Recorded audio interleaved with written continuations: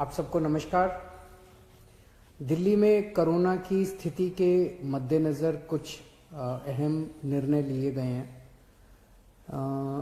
पहला तो ये कि कुछ दिन पहले, कुछ हफ्ते पहले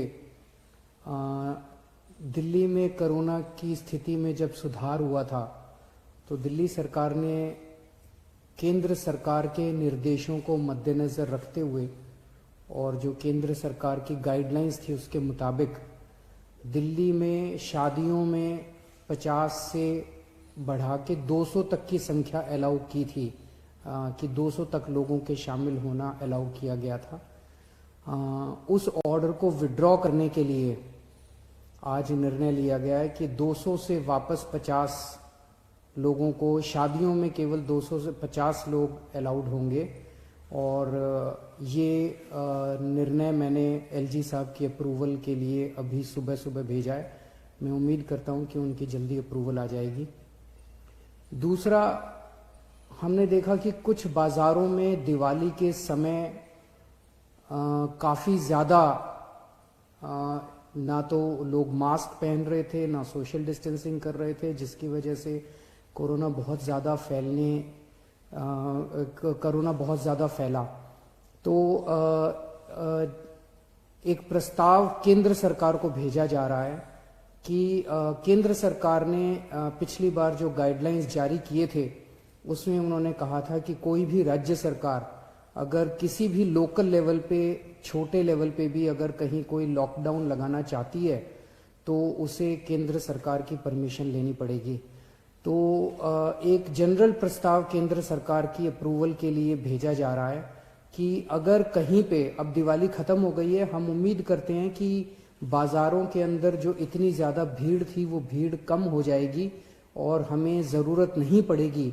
लेकिन अगर ज़रूरत पड़े और सारी कोशिशों के बावजूद भी अगर किसी बाज़ार में हम देखते हैं कि सोशल डिस्टेंसिंग और मास्क का पालन नहीं किया जा रहा और वो एरिया एक तरह से लोकल कोरोना हॉटस्पॉट बन सकता है, तो उस वहाँ पे बाज़ार को कुछ दिनों के लिए एहतियात के तौर पे बंद करने की इजाज़त दिल्ली सरकार को दी जाए।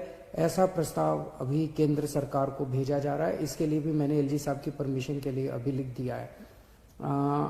हम सब लोग आप देख रहे हैं कि किस तरह से सारी सरकारें मिलके कोरोना की स्थिति को काबू करने की कोशिश कर रही हैं। केंद्र सरकार का मैं खास तौर से शुक्रिया अदा करता हूं कि इस कठिन परिस्थिति में केंद्र सरकार ने दिल्ली वालों की मदद की है। और सबसे बड़ी मदद है कि जो उन्होंने 750 आईसीयू बेड्स और जल्द से जल्द बढ़ाने का उन्होंने आश्वासन दिया है। इससे सबसे ज़्यादा हमें लाभ होगा, क्योंकि इस वक्त बाकी सारी, मैं एसेस कर रहा था, बाकी सारी बेड्स अभी हैं, सफिशिएंट हैं। कुछ अस्पतालों में जो सबसे बड़े बड़े प्राइवेट अस्पताल हैं, उन अस्पतालों को छोड़ दे तो अन्य कई सारे सरकारी अस्पतालों में भी हैं और कई सारे प्राइवेट अस्पतालों में भी बेड्स की स्थिति ठीक ठाक है। लेकिन आईसीयू बेड्स कम होते जा रहे थे, आईसीयू बेड्स की संख्या लगातार कम होती जा रही थी।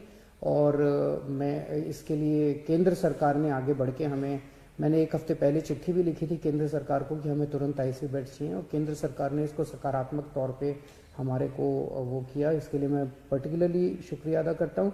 इस वक्त सारी सरकारें, केंद्र सरकार, दिल्ली सरकार, सारी एजेंसीज, डीआरडीओ, आईसीएमआर, सब एम्स वगैरह, सब लोग मिलके पूरी कोशिश कर रहे हैं, डबल एफर्ट्स कर रहे हैं अपने कोरोना की स्थिति को काबू पाने के लिए। लेकिन ये तब तक नहीं ठीक हो सकती जब तक हम सब लोग, जब तक एहतियात नहीं बरतेंगे।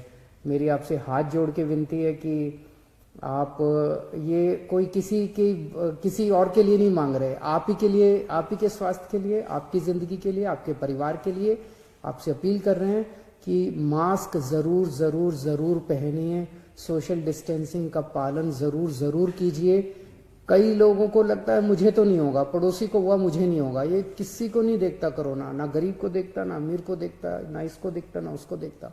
किसी को भी कभी भी हो सकता है, और अगर बिगड़ जाए तो खतरनाक हो सकता है। तो फिर से मैं हाथ जोड़ के सबसे अपील करता हूं कि आप please please please social distancing की का पालन कीजिए और मास्क ज़रूर से पहनिए। नमस्कार।